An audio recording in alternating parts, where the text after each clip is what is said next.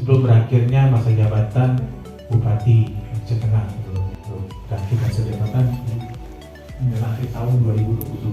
Itu harus kita beri pemahaman kepada mereka ini.